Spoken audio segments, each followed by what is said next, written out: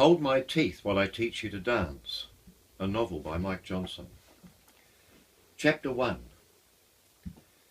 It was her voice that came first, low, gospel vibrant, with a touch of country and western melancholy. I could have done without the melancholy, but a touch of salvation is always welcome.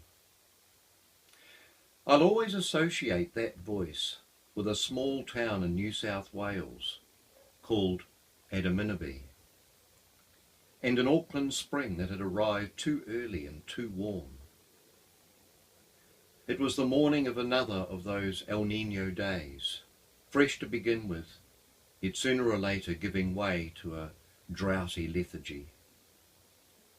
I'd opened the side window of my attic office to welcome that early spring in, and was reading about Adaminaby when, through the open window, came the voice of a young woman singing, clear and loud, "All my trials, Lord."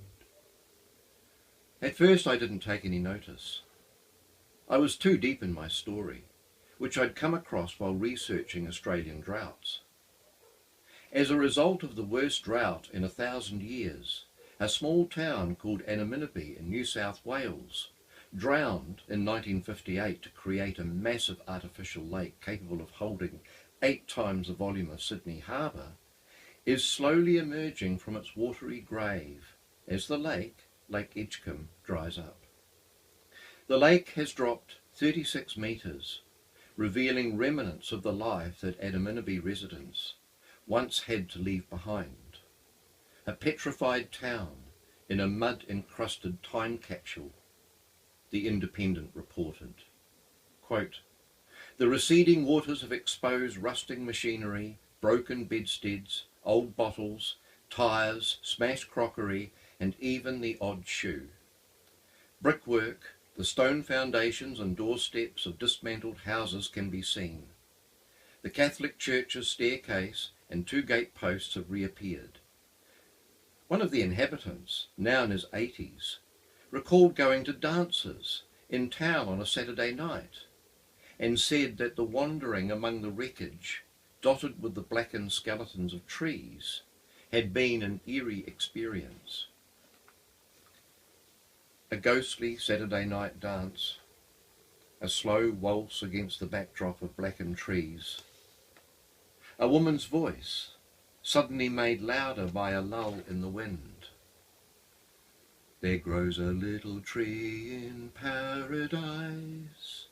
You know the children call it the tree of life. All my trials, Lord, soon be over." The voice seized me and flung me back through the drought years to a time and voice I'd clear forgotten. "Joan Baez," I said, aloud to an empty room. A voice from my youth, pure and soaring, recalling nights of white satin, innocence and idealism, love and faith. A time when the end of the world belonged solely to the phantasmagoric pages of pulp writers who thought they were just making it all up. Some hideous, compelling nostalgia took hold of me. Not just for time and place, but a face, Anna's face. After 5 years, fresh as the day she died, only younger, much younger. And grief too, fresh as the day. Whoever said time heals is a fool. Time doesn't heal, it kills. Or at least you hope it does. How could a voice do that to me so cruelly? Later I was to find, in my book of handy quotes, the appropriate comment from Henry Longfellow. "How wonderful is the human voice! It is indeed the organ of the soul. The intellect of man sits enthroned visibly on his forehead, and the heart of man is written on his countenance. But the soul reveals itself in the voice alone." I read the lines to my cat, Moncton, who looked suitably wise.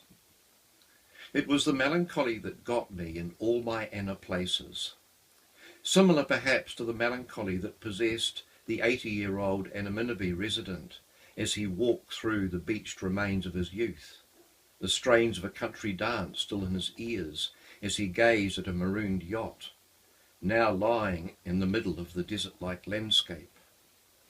The tree of paradise, blighted by the minor chords. All my trials.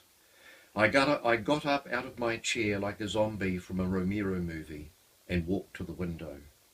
I was all legs and arms and eyes. I had to see.